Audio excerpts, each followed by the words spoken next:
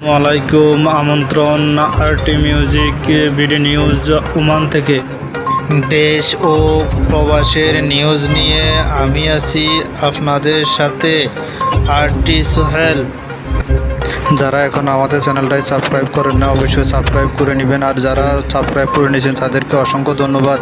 সবার আগে নতুন ভিডিও পেতে চ্যানেলটাকে সাবস্ক্রাইব করে পাশে থাকা বেল আইকনটি বাজিয়ে দিবেন। ওমানের ভিসা নিয়ে নতুন আপডেট, চলুন দেখুন বিস্তারিত ভিডিওতে। আজকে আমি জানিয়ে দেব ওমানের কাজের ভিসার আপডেট। ইতিমধ্যে বলা হয়েছে যে ওমানে 12টা ক্যাটাগরির ভিসা খোলা হয়েছে, তার মধ্যে বন্ধ রয়েছে ওমানের ওয়ার্ক ভিসা।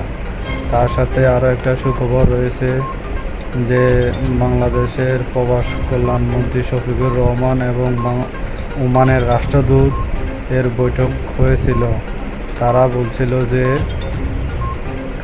ওমানে যত অবৈধ প্রবাসীরা ছিলেন, যেমন 92,000 অবৈধ প্রবাসী ওমানে আছেন, তারা যদি তাদের ভিসা যদি না লাগায়, এখন তারা যদি সম্পূর্ণ পরিমাণ ফিস দিয়ে ভিসা না লাগায়, তাদের যত জরিমানা আছে এগুলো মওকুফ করার সিদ্ধান্ত নিয়েছে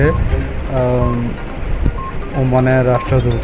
এবং ওমানের রাষ্ট্রদূতের পক্ষ থেকে এবং ওমানের সরকারের পক্ষ থেকে বলতেছে যে যারা ওমানে অবৈধ প্রবাসী আছেন তারা শুধু তাদের পতাকার ফিস দিয়ে তাদেরকে তাদের ভিসা নবায়ন করার জন্য বা পতাকা রিনিউ করার জন্য বলা হয়েছে। তবে এই আইনটি কার্যকারী হবে আগামী মাস থেকে। এখন তারা এক বিবৃতিতে তারা সিদ্ধান্ত নিয়েছে যে ওমানে যত অবৈধ প্রবাসী আছে তাদেরকে বৈধ করার সিদ্ধান্ত নিয়েছে। এছাড়া ওমানে 12টা ক্যাটাগরির ভিসা চালু আছে। এখন বর্তমানে যারা ভিসা লাগান নাই অবশ্যই ভিডিওটা শেয়ার করবেন। অবশ্যই আপনারা আগামী মাস থেকে যোগাযোগের চেষ্টা করবেন, ইনশাআল্লাহ আপনারা উপকৃত হবেন। যদি ভিসা নবায়ন আপনারা না করেন তাহলে আপনাদেরকে অনেক ধরনের হ্যারাসমেন্ট হতে হবে। আবার যারা অবৈধভাবে আবার থাকবেন তাদেরকে সাজাপ্রাপ্ত করে, অর্থাৎ সাজা দিবে ওমান সরকার।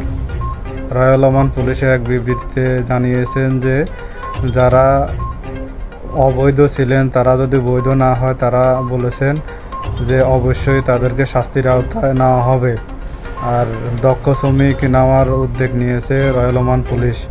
যারা আগে ওমানে আসছেন, আপনাদের কোনো দক্ষতা নাই, অবশ্যই দক্ষতার প্রমাণ দিয়ে ওমানে আসতে হবে।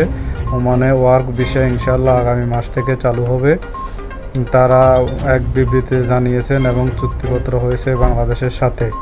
তাহলে এতগুলো সুযোগ দেওয়ার সত্ত্বেও যদি আপনারা রাজি না থাকেন, তাহলে পতাকা যদি না লাগান, তাহলে আপনারা নিজেরাই পস্তাবেন।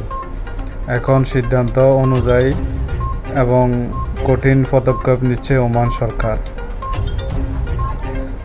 তার সাথে আরেকটা কথা বলা হয়েছে যে অদক্ষ শ্রমিক আনবে বাংলাদেশ থেকে ওমানে। যারা অদক্ষ শ্রমিক আছেন তাদেরকেও কাজের ব্যবস্থা করা, যার মাধ্যমে আপনারা ওমানে আসবেন বা আপনার স্পন্সর যে তার মাধ্যমে কথাবার্তা বলে দেখে শুনে তারপরে ওমানে আসবেন। তো এই ছিল আজকের আপডেট। ভিডিওটা ভালো লাগলে অবশ্যই শেয়ার করবেন এবং আপনাদের প্রশ্ন থাকলে কমেন্টে জানাবেন। ধন্যবাদ। আসসালামু আলাইকুম।